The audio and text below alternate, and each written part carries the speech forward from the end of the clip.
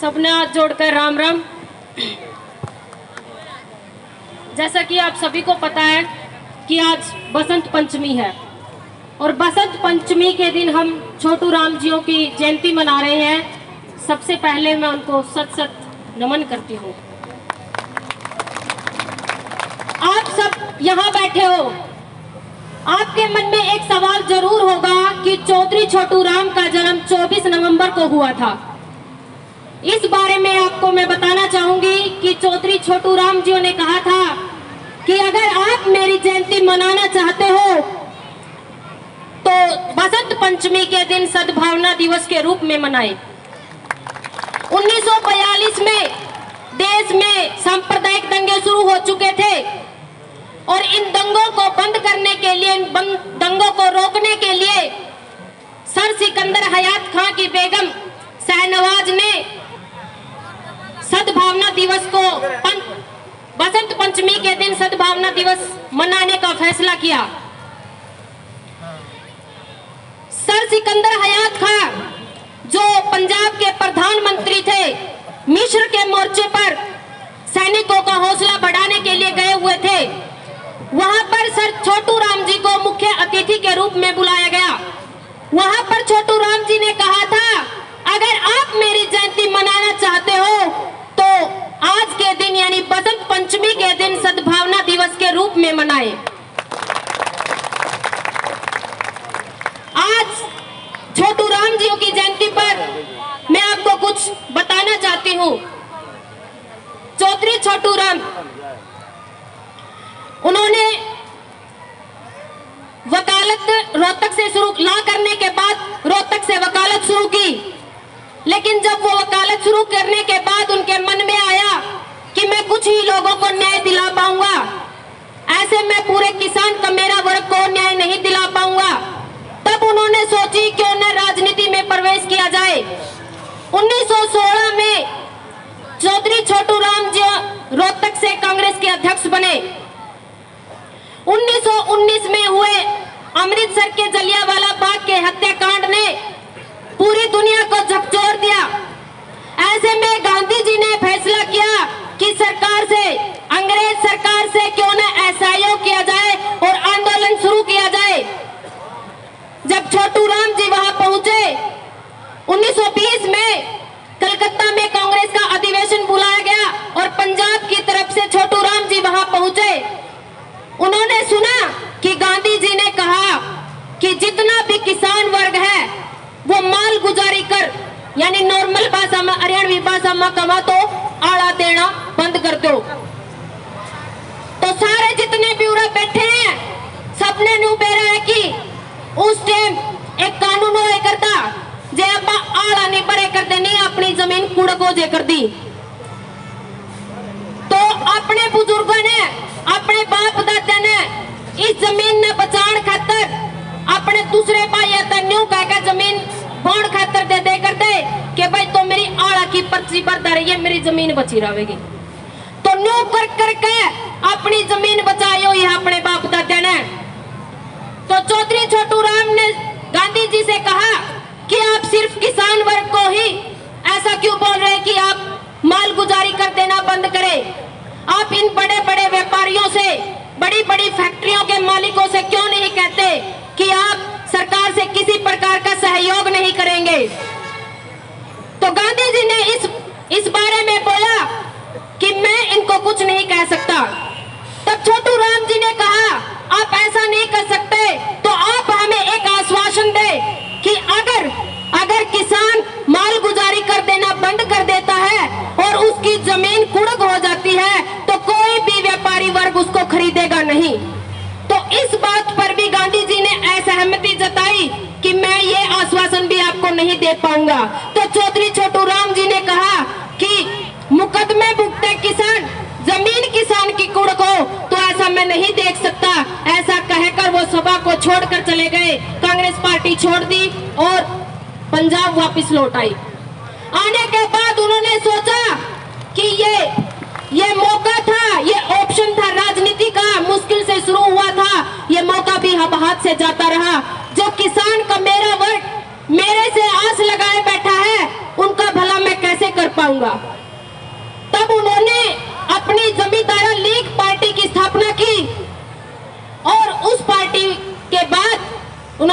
किसानों के हित में अनेक कानून बनाए। उत्तर भारत में गरीबी का गला घोटा वो कानून था, उनमें से एक था भाखड़ा नग्गल डैम। तो जिस समय ये लड़ाई चली हुई थी उस समय दो लड़ाइयां थी, एक राजनीतिक आजादी की लड़ाई और दूसरी आर्थिक आजादी की लड़ाई। छोटू राम जी ने निर्णय किया कि राजनीतिक आजादी से पहले हमें आर्थिक लड़ाई लड़नी है, आर्थिक आजादी की लड़ाई लड़नी है, क्योंकि हमारा जो किसान का मेरा वर्ग था वो साहूकारों के चंगुल में फंसा हुआ था। तो चौधरी छोटू राम जी ने कहा कि कैसे न कैसे करके राजनीतिक आजादी तो हम हासिल कर भी लेंगे, लेकिन जो मेरा किसान का मेरा वर्ग है जो साहूकारों के चंगुल में फंसा हुआ है वो फंसा का फंसा रह जाएगा, क्योंकि सत्ता पर कब्जा इस फंडी वर्ग का, मंडी वर्ग का और साहू वर्ग का हो जाएगा, क्योंकि उस समय किसान वर्ग अनपढ़ और भोला था। तब उन्होंने आर्थिक आजादी की बात पहले रखी। मैं आपको एक बात और बताना चाहूंगी कि छोटू राम जी से अंग्रेज सरकार डरती थी। इसका उदाहरण मैं आपके सामने रखती हूँ। द्वितीय विश्व युद्ध चला हुआ था, छोटू राम सहित अंग्रेज सरकार ने असेंबली बुलाई। उस समय 14 असेंबली होती थी और छोटू राम पंजाब की तरफ से गए। तो सरकार ने गेहूं का रेट तय करने के लिए असेंबली बुलाई थी। अंग्रेज सरकार ने कहा अगर गेहूं का रेट 6 रुपए प्रति मन तय हो जाए तो कैसा रहेगा।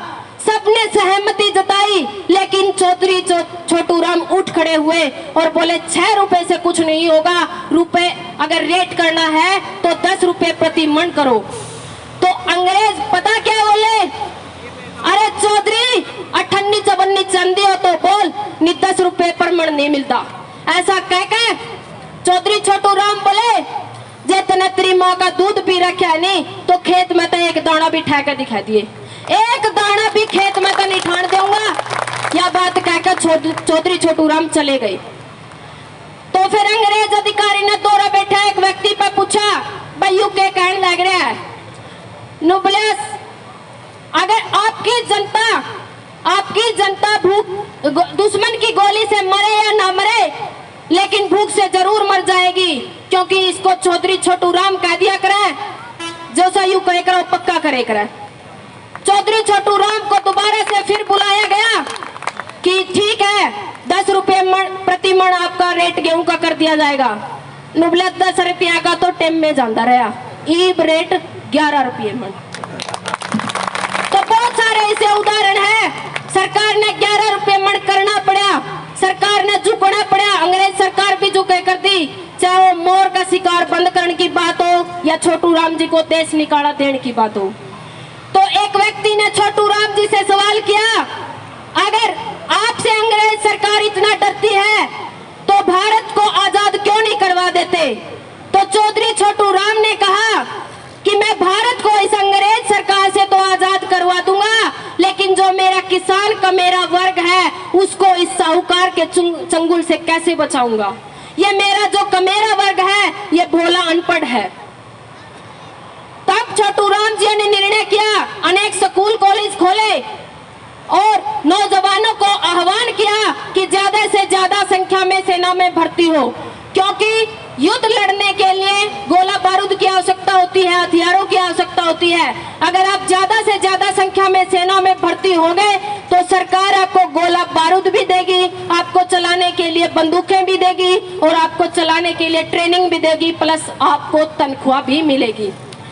तो कितनी लंबी सोच रखते थे, कितनी दूरदर्शी सोच के थे हमारे चौधरी छोटू राम जी। आज ये सरकार ये तीन काले कानूनों को पास करके हमें आर्थिक रूप से गुलाम बनाना चाहती है। आज हम छोटू राम जी की इस सोच को महसूस कर रहे हैं। आज छोटू राम जी की जयंती पर हम सबको संकल्प लेना होगा कि हमें चौधरी छोटू राम की विचारधारा थी उसको जीवित करना होगा, उसको आगे बढ़ाना होगा। चौधरी छोटू राम की जो विचारधारा थी ये मंडी पाखंडी वर्ग के लोगों ने उन्होंने दबा दी कि उनको पता है, पाखंडी वर्ग को पता है, अगर छोटू राम की विचारधारा पुनः जीवित हो गई तो आपकी विचारधारा दब जाएगी, वो मिट्टी में मिल जाएगी। जो ये आज का पाखंडी वर्ग है, इन्होंने चौधरी छोटू राम को एक जाति का नेता विशेष कहकर उसको नकार दिया और उन्होंने अंग्रेजों का पिट्ठू तक कह दिया। अरे जिस आदमी की यही मतों का है, अंग्रेज सरकार की मेज पर मुक्का मार का जो न्यू का इसका है नहीं कि रेट 10 रुपये मनो होगा, इससे 1 रुपया कम नहीं हो, अंग्रेजा का पिट्ठू कुकरो उसका है। तो अपने जो आर्थिक आजादी चाहिए है तो आज अपने छोटू राम की विचारधारा को उठाना पड़ेगा। छोटू राम जी ने जो कहा था, इन पाखंडियों को पहचानो और इनका बहिष्कार करो। छोटू राम जी अक्सर कहा करते थे कि ऐ भोले किसान मेरी दो बात मान ले, एक बोलना सीख ले, दूसरा दुश्मन पिछाड़ ले। लेकिन आज तक ना हम अपने अधिकारों के लिए बोलना सीखे हैं और ना ही दुश्मन को पहचान पाए हैं। जब तक आप इन दुश्मनों को नहीं पहचान पाओगे, अरे ये वही दुश्मन है जो चौधरी छोटू राम को काले झंडे दिखाते थे और छोटू खान के नाम का उनके पीछे लगाते थे, और आज वही लोग हैं जो हमारे आंदोलन में जितने हम किसान बैठे हैं हमको देशद्रोही, खालिस्तानी, पता नहीं किन किन नामों से पुकार रहे हैं। ये वही लोग हैं, उनको पहचानो और उनका बहिष्कार करो। अगर आप इस आंदोलन की सफलता चाहते हो तो इनका बहिष्कार करो और संकल्प लो, जब तक हमारा आंदोलन सफल नहीं होगा तब तक चैन से नहीं बैठेंगे। अगर आज चौधरी छोटू राम की विचारा जीवित होती तो आज हमें मोह पा के पाड़े में सड़क पे बैठने की जरूरत नहीं होती। तो हमें फिर से चौधरी छोटू राम जी की विचारधारा को जीवित करना होगा और संकल्प लेना होगा कि जब तक आंदोलन सफल नहीं होगा तब तक मैं चैन से नहीं बैठूंगा। जैसे चौधरी छोटू राम जी एक आवाज देते थे किसान मजदूर को, तो वो किसान मजदूर ये नहीं देखता था कि मैं हिंदू हूँ, मैं मुसलमान हूँ, मैं सिख हूँ, मैं ईसाई हूँ, वो सिर्फ ये देखता था कि मैं सिर्फ किसान हूँ। और आज ये वक्त आ गया है कि हमें दिखाना है कि मैं सिर्फ किसान हूँ, मजदूर हूँ। अगर आप ये करने में सफल हुए तो यही सच्चे शब्दों में, सच्चे अर्थों में चौधरी छोटू राम के जयंती पर श्रद्धांजलि होगी। धन्यवाद करती हूँ आपका। किसान मजदूर एकता जिंदाबाद।